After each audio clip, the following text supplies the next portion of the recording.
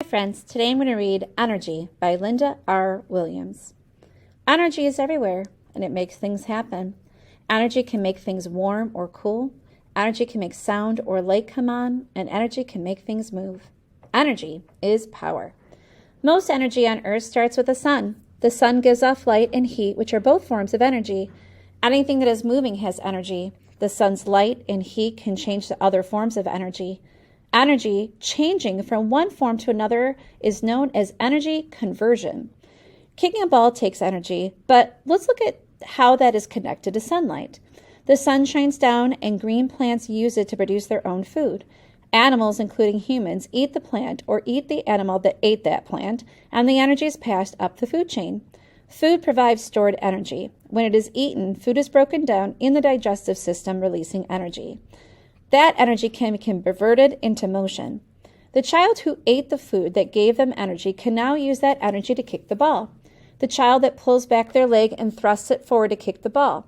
If the ball hits a target and knocks it down, the energy is transferred from the foot to the ball to the target, but all that energy started with the sun. Energy is not created, just transferred.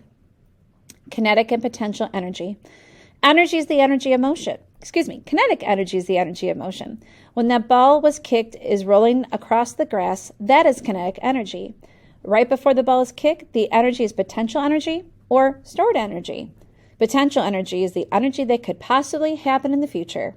If I hold a penny high above my head and get ready to drop it, it has potential gravitational energy. One way to store energy is in the form of chemical energy in a battery. When connected in a circuit, energy stored in a battery is released as electricity. Forms of energy. There are two forms of energy, potential or kinetic. Potential energy comes from forms that are stored, including chemical, gravitational, mechanical, and nuclear. You can remember kinetic energy forms as the ones that are really doing the work. Examples include electrical, heat, light, motion, and sound. We can change energy from potential to kinetic and use it to do work. Energy. Potential energy. Mechanical. Mechanical energy is energy stored in objects through tension, such as a compressed springs or stretched elastic bands. Chemical energy. Chemical energy is energy stored in the bonds of atoms.